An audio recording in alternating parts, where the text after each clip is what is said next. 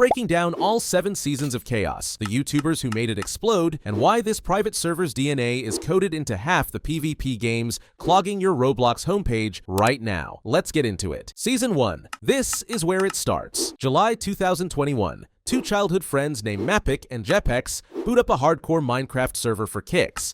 Nothing special, just survival with permadeath, the kind of thing streamers do when they're bored. Then Parrot X2 joins the call and pitches one idea that changes everything. What if killing someone didn't just delete their stuff? What if it stole their max health? Permanently. They code a custom plugin in 48 hours. The rule is brutal and simple. Kill a player, gain 1 heart. Die to a player, lose 1 heart. Hit 0 hearts and you're banned until someone crafts a beacon of life to revive you. Suddenly 10 YouTubers are logging in, forming 3 teams, and the content writes itself. Vitality ends the season holding a dragon egg like a trophy, because in a world where health is currency, prestige items become religion. No one called it the deadliest server yet, but the foundation was set. Player versus player wasn't just combat anymore. It was economic warfare with your literal lifespan as collateral. But here's the thing. If 10 creators could generate millions of views off heart theft, why stop there?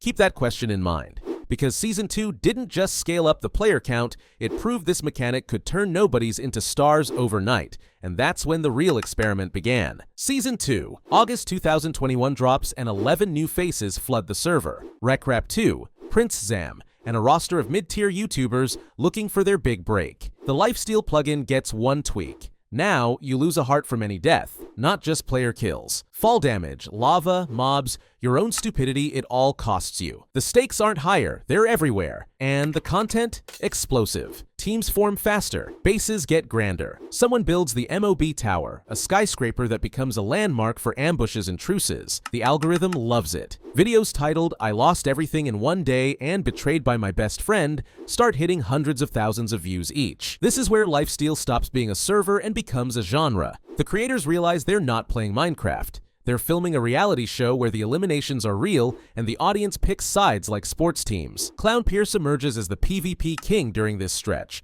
racking up kills with a precision that makes him both feared and worshipped. His subscriber count triples. Other creators start copying his editing style, his thumbnail drama, his whole vibe.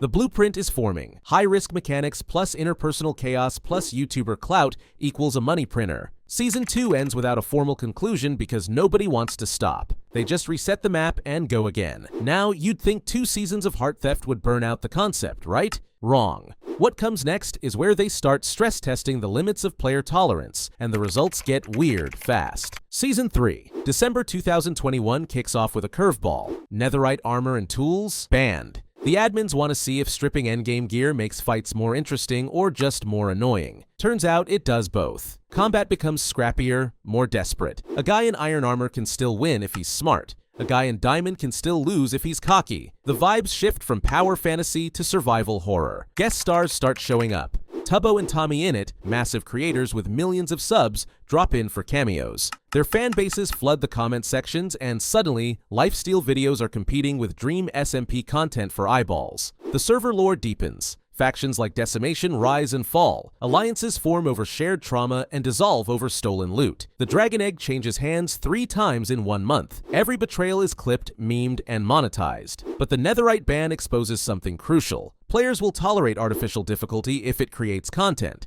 They'll grind harder, risk more, and scream louder on camera when the stakes feel unfair. That's a lesson, and the devs are taking notes, because Season 4 is where they flip the script entirely and let players break the game on purpose. Except they don't announce that. They just unlock everything and watch the chaos unfold like a controlled demolition. Season 4, July 2022, and the server opens with 1 rule change. Netherite is back. Tools unlock progressively, meaning early game stays balanced, but late game turns into an arms race. On paper, it's a compromise. In practice, it's gasoline on a fire. Players immediately start hunting for exploits. Dupe glitches get discovered. Bases get built specifically to abuse them. The admins don't patch it fast enough because the drama is too good. This is the most chaotic season by every metric. Death counts skyrocket. PrinceZam racks up 70 deaths across the season, a record that still stands. Bases get raided, rebuilt, and raided again in 48-hour cycles. The content pipeline is a slot machine of backstabs and comebacks. Viewers eat it up. Every creator's channel grows. The algorithm rewards consistency, and Lifesteal delivers weekly episodes of manufactured conflict like clockwork. But the cracks start showing. Some players burn out. The grind to stay relevant, to stay alive, to keep pumping content, it's exhausting. A few creators quietly step back. The ones who stay double down, leaning into villain arcs and hero narratives like professional wrestlers. The line between roleplay and real beef gets blurry, and that's when the admins realize they need to change the format before it collapses under its own weight. Which brings us to Season 5, where they try to fix burnout by adding more restrictions? Yeah, that's the plan. Let's see how that goes. Season 5, July 2023 launches with a UHC kit.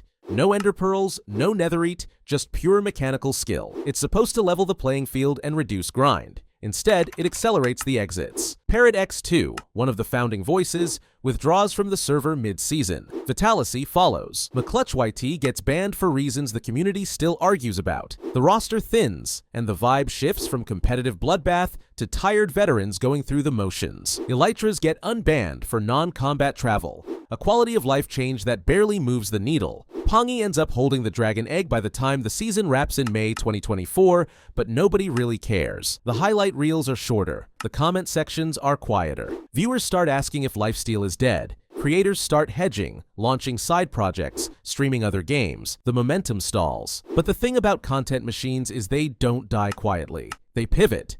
And Season 6 is where the admins throw everything at the wall to see what sticks. New faces, new mechanics, and a charity event that accidentally proves this server can still make headlines when it wants to. The question is whether they're resurrecting the format or just weekend at Berniesing it for the algorithm. Let's find out. Season 6, July 2024, and 8 new creators join the roster. FlameFrags, Liao0OK, and others who bring fresh energy and zero respect for legacy players. The mace gets introduced, a new weapon that instantly becomes the meta. Then the glitches start. Players figure out how to dupe maces, void opponents mid-fight, and exploit knockback mechanics for insta-kills. The admins scramble to patch it, but the damage is done. Half the season is defined by mace drama. Then they pivot to events. The Hunger Games finale, a massive tournament where Leo Xerox clutches the win and cements himself as a new fan favorite. A trans rights charity stream that raises $10,000 while players murder each other for donations. Christmas assassin hunts where targets have bounties and the whole server turns into a manhunt. The format isn't just PvP anymore. It's structured chaos with stakes that extend beyond the game. Mapicc and Mapicc take over as primary owners, tightening rules and banning exploits faster. The community splits. Old school fans say it's too sanitized. New fans say it's finally watchable. The subscriber bar charts show growth across the board, so clearly something's working.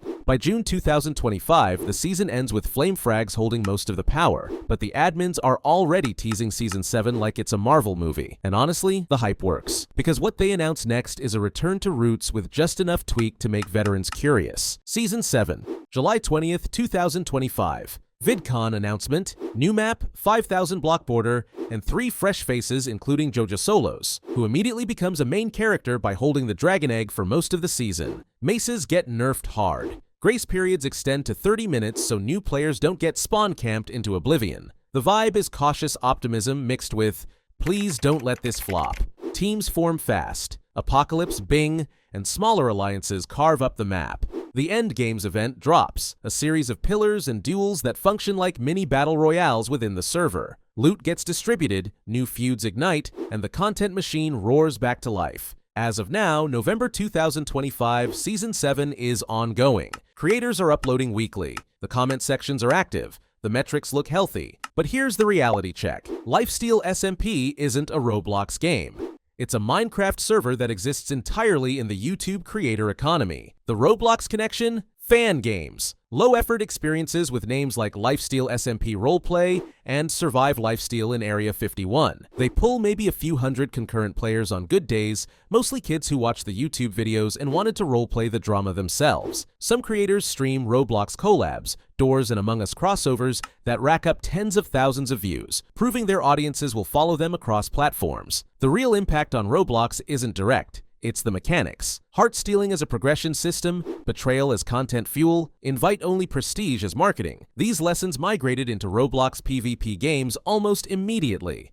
Developers watched Lifesteal rack up billions of collective YouTube views and reverse-engineered the formula. Why do you think every hardcore Roblox game from 2022 onward has permadeath modes, team wipe mechanics, and influencer-only servers? Because Lifesteal proved you can monetize FOMO and parasocial investment at industrial scale. The YouTubers involved ClownPierce with over 3 million subs, PrinceZam, FlameFrags, RecRap2. They're not just Minecraft creators, they're case studies in how to build audiences off manufactured stakes. Their editing styles, their thumbnail formulas, their pacing, it all filters down into Roblox content farms. The kids watching Lifesteal videos grow up making Roblox games that copy the vibe. The cycle perpetuates. And the charity streams? The $10,000 raised during Season 6, that's the PR armor. When critics say these servers are just exploitation engines turning friendships into content, the admins point to charity events and say they're building community. Which, sure, but the community is also a focus group for retention mechanics that get weaponized in free-to-play games later. Every betrayal teaches developers where the line is. Every burnout teaches them how hard to push